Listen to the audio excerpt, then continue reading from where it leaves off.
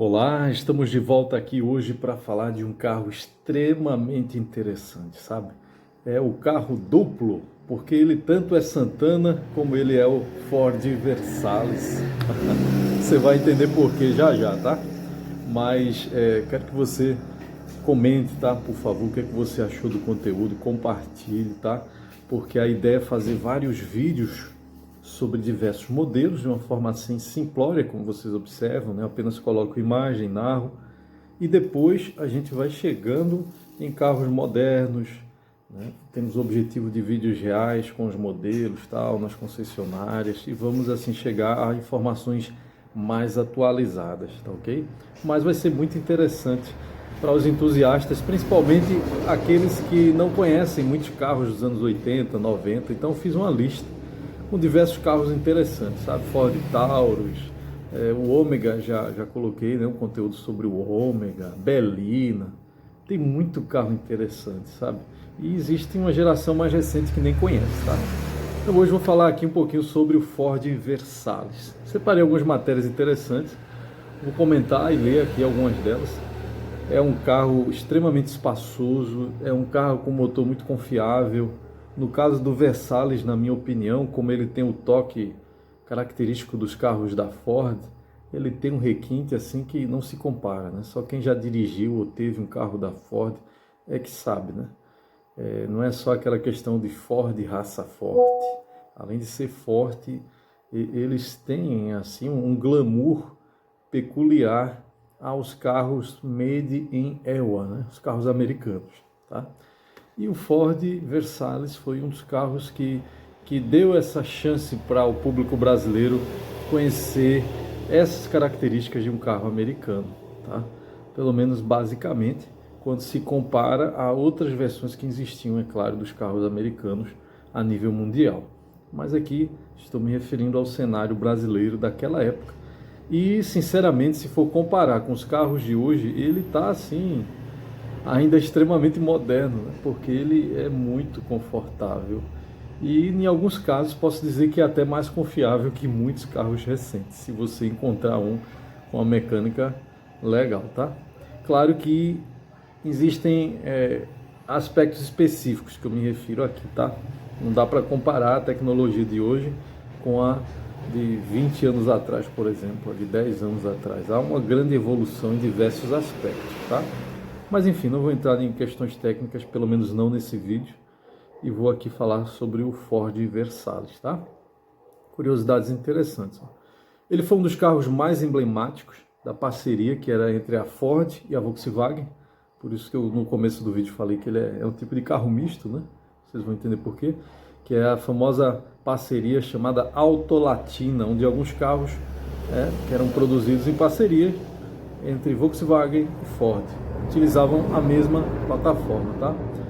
As curiosidades, ó. Por exemplo, a primeira delas, nasceu da parceria Autolatina. O Versalles foi lançado em 1991, quando Ford e Volkswagen compartilhavam projetos para produzir carros com um custo que compensasse para as empresas aqui no Brasil, né, para essas duas. A segunda questão é que era na prática um Volkswagen Santana com a identidade de um Ford. A plataforma, a mecânica, boa parte da estrutura eram do Santana, mas a Ford redesenhou a dianteira, a traseira, o painel e diversos detalhes do acabamento. Então, originalmente existia um modelo, o Santana, e do Santana é que se desenvolveu o projeto do Versalles, tá? Deu para entender aí a questão da linha de raciocínio, né? Terceira questão, olha. Ele existiu em uma versão que é a versão perua, ele não ficou apenas naquela versão sedã, que é mais comum, dependendo de onde você mora, você encontrar por aí, entendeu? E achei aqui. Perua chamava-se Royale e era derivada do Volkswagen Quantum. Existiu o Quantum e o Royale. Então muita gente das antigas, um vovozinho vai dizer, já tive um Royale. Você já sabe o que ele está se referindo. É um Versalles Wagon, né? Há um Versalles que é o mesmo que um Quantum. que seria o Volkswagen Santana, tá? Usava motores da Volkswagen, não era um motor Ford. Então o coração, o motor daquela máquina era um motor Volkswagen, bem confiável. Equipado com os conhecidos AP 1.8 e 2.0, conhecidos pela robustez e facilidade da sua manutenção. Até hoje eu tenho certeza que aí no seu bairro tem algum motor AP por aí. Se brincar, até na sua garagem tem um motor AP aí que é pau para toda obra, não é? Uma quinta questão aqui, já falei o quarto aspecto, que é o motor, a motorização AP. Um quinto aspecto que tinha acabamento mais sofisticado, no caso dos carros da Ford, tá? Quando se comparado à versão da Volkswagen e a versão Ford, a da Ford tinha mais capricho, ok? Em comparação com o Santana, o Versalles buscava transmitir uma imagem mais luxuosa, principalmente quem adquiria a versão com o nome Guia, tá? Versão Guia. Eu vou deixar algumas imagens aqui de alguns carros. Muitas imagens interessantes não pude colocar porque tem questões de direitos autorais e tal. E nas imagens que coloquei eu já deixei a fonte, tem o logozinho de quem colocou as imagens publicamente, tá? Tá as fontes disponíveis, mas muitas eu não pude colocar, não coloquei em uma sequência com base no que eu estou falando, são imagens aleatórias do veículo em questão, tá? Um sexto aspecto sobre a versão guia, que era bastante equipada, por isso que se citou que era a mais requintada, né? Por exemplo, ó, já para aquela época, nos anos 90, tinha a versão com, aqui, ó, dependendo do ano, né? Podia se oferecer o quê? Ar-condicionado, direção hidráulica, vidros e travas elétricas, retrovisores elétricos, banco em veludo, rodas de liga leve. Banco em veludo, meu Deus, qual o carro de hoje que você lembra que é entregue, vendido com banco em veludo? É incrível, eu lembro do Opala que meu pai tinha com banco em veludo, eu sei que estava num sofá, e olha lá que nem todo sofá tinha tanto conforto, nem tem tanto conforto quanto um banco de veludo lá dos anos 90, 80. Sétimo aspecto, foi um dos primeiros Fords nacionais com injeção eletrônica. Não foi o primeiro, mas está entre os primeiros a chegar com o fim do sistema de carburador, tá? As versões mais recentes receberam injeção eletrônica, substituindo o carburador. O oitavo aspecto é que existia com câmbio manual de 5 marchas, era conferido pelos engates precisos e pela boa dirigibilidade e durabilidade, enfim, eram muito bem avaliados nos testes lá daquela época, tá? O espaço interno era um dos seus pontos fortes, é um carro grandão, tá? Para quem conhece sabe, é um carro bem grande, no estilo do Opalão, por exemplo, tá? Considerado um sedã confortável para 5 ocupantes, possui um porta-malas amplo, né, enorme. Uma décima questão aqui, ó, teve versões a álcool e gasolina. Como era comum no Brasil lá naquela época, o comprador podia escolher entre os dois combustíveis. Na hora de comprar, você tinha a versão com um álcool, né, que rodaria álcool, e outra a gasolina. Não é questão de ser flex, tá? Ou um ou outro. Compartilhava muitas peças do Santana, pela questão óbvia que já mencionamos, né? Esse foi o 11º aspecto. Isso facilitava muito a manutenção e facilita até hoje, né? Porque tem gente que ainda tem o Santana e o Versalles por aí. Diversas peças são encontradas no mercado onde os dois modelos compartilham, tá? Santana e Versalles. Ele foi vendido até que ano? É o 12º aspecto aqui, ó. Foi vendido até 1996. Com o fim da Autolatina, né? Se encerrou aquele tipo de produção em conjunto entre Ford e Volkswagen. Então eles encerraram gradualmente os modelos de produção compartilhados em comum.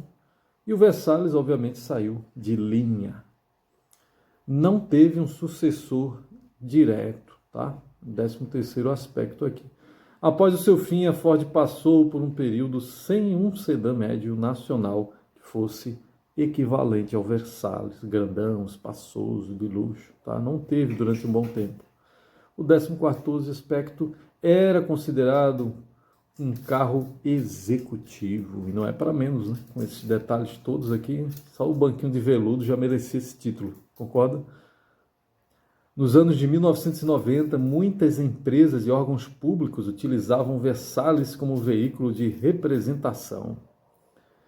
15º aspecto. O nome Versalhes faz referência ao Palácio de Versalhes. A intenção era transmitir sofisticação e requinte. Então, nada melhor do que essa ideia, concorda? Então, foi uma boa. O 16º aspecto é que o isolamento acústico era extremamente elogiado pelos clientes mais exigentes daquela época. Coisa que muito carro atual, moderno e caríssimo é absurdo a ausência de componentes que permitem um bom isolamento acústico. E esse carro Versalhes lá da Ford, ele já oferecia essa excelente qualidade, que é muito importante, tá? Para a época, era oferecido uma boa dirigibilidade, conforto, né, para a viagem, e o nível de ruído interno relativamente bem baixo, tá? 17, a suspensão privilegiava o conforto. Era mais voltado ao uso rodoviário do que à condução esportiva. 18, hoje é um carro de interesse de colecionadores. Principalmente as versões guia, que são bem conservadas, que vem ganhando valorização entre os apreciadores de clássicos nacionais. Então, uma versão dessa pode estar custando até mais do que muito carro zero, tá? 19, muitos proprietários chamam o modelo de Santana. Perdão, pessoal, pelo barulho aqui. Eu, infelizmente, não tenho uma outra opção a não ser gravar com essas possibilidades, tá? Vamos lá. Muitos proprietários chamavam de modelo de Santana de gravata da Ford, entendeu? Muitos chamavam ele de Santana de gravata, porque ele era como era o próprio Santana, na verdade, com uma sofisticação a mais, que é o toque Ford que eu mencionei, tá? Um apelido popular devido a fortes semelhanças mecânicas e estruturais com o Volkswagen Santana. E o 20, aspecto 20, seu maior concorrente era justamente o Volkswagen Santana, era como se de concorrente direto era ele mesmo, né, praticamente. Um fato curioso é que os dois carros praticamente iguais competiam entre si, lá naquela época, nas concessionárias de marcas diferentes. Tá vendo? Então, esses aqui são alguns pontos que espero que você tenha gostado, tá? Sobre o Ford Versalhes. Vou indicar um site aqui muito legal, que eu sempre indico, não tenho parceria nenhuma com esses sites, tá? Fico até feliz se eles entrarem em contato, querendo ter alguma parceria, porque eu gosto demais e super recomendo, é Carros na Web, tá?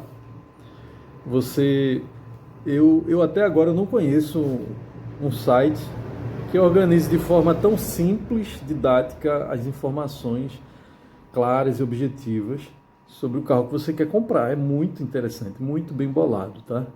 Você vê características que as pessoas pontuam lá no site, como estilo, acabamento, posição de dirigir, espaço interno, motor, câmbio, freio, suspensão.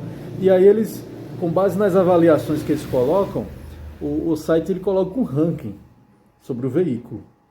Então até problemas crônicos que você nunca imaginou que iria ter com o carro, se você pesquisar num site como esse aqui, você já sabe, tá entendendo? Tem problema que você não aceitaria jamais passar por eles, se tivesse simplesmente feito uma pesquisa como essa, tá? E caso você não queira pesquisar, né, vou colocar aqui algumas informações, mas nada substitui você chegar lá e colocar o nome Carros na Web. Fica aqui todos os créditos para esse site, que é muito bom, foi muito inteligente a ideia. Se alguém conhece algum outro site parecido com essa maneira didática e simples e rica em informação, por favor, compartilhe conosco, comente, porque até o momento eu não encontrei, tá? Vamos lá. Ele sempre tem nota magnífica, tá? Eu acho que a maioria dos carros de 5, 10 anos para cá nem chegam perto das avaliações desse carro. O único ponto negativo é o consumo desse carro, tá? Que era algo bem peculiar para carros daquela época, entende? Então é como se esse carro aqui de 0 a 10 ele ganha 9 e esse menos um ponto é só por causa do consumo de combustível, entende? Então é magnífico, posição de dirigir é magnífica, a avaliação é lá em cima, é de 8 para 9, entendeu? A pontuação só cai para 7,6 quando o quesito é consumo. Só isso. Só quando o quesito é consumo. Entendeu? Fica numa avaliação geral aqui, ó, segundo o site, de 8,88. E veja aqui os comentários. Aqui as pessoas mesmo colocam, né, os proprietários, tá? E o legal é que tem gente que coloca aqui, eu tinha carro tal, passei para esse. Então você já entende o know-how de capacidade daquele indivíduo de comentar sobre aquele carro. Isso é muito importante, tá? Fica aqui a minha dica, porque quando alguém lhe dá uma dica de compra sobre um carro, mas você vê que o cara nunca teve um carro que chegasse nem perto daquele, ou sequer pesquisou sobre aquilo, qual o know-how que ele tem para te indicar aquele carro como sendo bom ou ruim, tá entendendo? A pessoa tem que ter um know-how ou de expertise, de possuir, ou no mínimo de ser um pesquisador, alguém que pesquisa como eu, como outros, que gostam do universo do automobilismo e já se aprofundou por anos, né, pesquisando coisas desse tipo, para poder explicar. Agora um cara que teve um carro fraco, passou para outro carro fraco, de motor, de conforto, de tudo, aí te diz, compra tal carro que esse é bom, esse. O cara não tem know-how, ele não sabe. Então se ligue nisso, tá? Muita gente escolhe errado, porque alguém bem intencionado vê uma informação aqui, outra ali, assim, meio aleatória, diz para você comprar e você vai na cabeça da pessoa e dança, entendeu? Então pesquise antes, avalie bem quem é que está te orientando para fazer as compras, tá? Olha aqui, vou ler um comentário aqui aleatório. Ótimo para o dia a dia. Essa pessoa tinha um carro que era a versão guia, o 2.0, era 91, 92 o ano, ó. Dono há menos de um ano. Tinha a pessoa, coloca aqui o tempo, ó. Esse comentário foi de 2020. O carro anterior, a pessoa coloca, ó, qual o know-how do carro? Era um Fusca. Então, de um Fusca para um Versalhes, ele fez um upgrade magnífico, não fez? Olha aqui, ó, bonito, confortável, estabilidade boa, econômico, se tratando do GNV e no etanol também, não é beberrão e completo, pois o meu é o guia. Então, ele achou até que o carro não era beberrão, tá? Contras, no caso dele, ó, ruídos, pois os painéis das portas são de um plástico muito duro. Mas assim, ele já pegou um carro com quantos anos de uso, tá entendendo? Alguns comentários são pertinentes à usabilidade do carro mesmo, né? O tempo que o carro já existe, muitos componentes vão apresentar esse tipo de problema.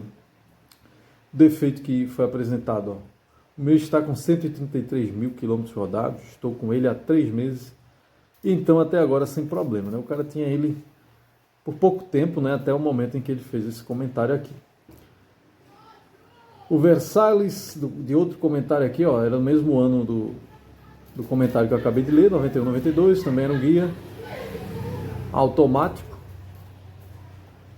dono há menos de um ano, o carro anterior era um Fiat Siena, então nesse caso aqui o cara já tinha um carro moderno, mas foi para um Versalhes. Ele voltou um pouquinho, mas fez um upgrade no conforto, né? Porque a proposta do Siena é um carro popular, enquanto o Versalhes seria um popular mais avançado em termos de luxo e conforto.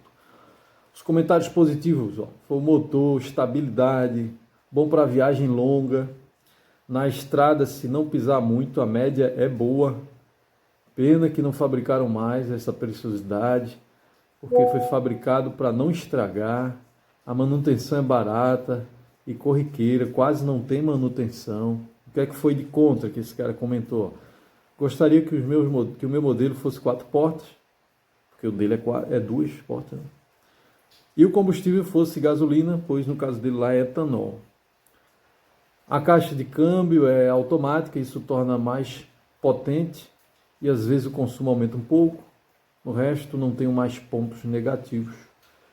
Sobre defeito apresentado, no caso dele, o meu está em estado de 0, com nota fiscal e manual do proprietário. Sou o segundo dono. O senhor que comprou em 1992 foi o mesmo a licenciá-lo em 2016. Tá vendo? Qual foi a opinião geral dele? Hoje eu não o venderia. É um excelente carro e tem uma viagem programada de 3.000 km. Esse comentário aqui foi de 2017, tá? Se quem sabe aqui a pessoa que fez o comentário estiver vendo aqui esse vídeo, comenta aí como é que foi, tá? Essa viagem aí, 3.000 km com ele, certo? Se você conhece alguém que tem um Versalhes, compartilha esse vídeo, manda para ele, porque embora o vídeo seja simples, tá? ele não tem nenhuma edição especial, não tem recursos tecnológicos ainda para fazer isso, e tempo também, mas ele é muito legal para os entusiastas do automobilismo, porque quem já teve esse carro, por exemplo, vai ter aquele efeito nostálgico, sabe? Porque sempre tem pessoas que teve o veículo e teve boas experiências, entende? Tem gente que levou a mãe, o pai, a mãe nesses carros assim, e quando vê algum conteúdo sobre isso, fica bem animado, tá? Pode ganhar o dia em ficar relembrando um carro icônico lá para aquela época. Aquele abraço e até o próximo conteúdo.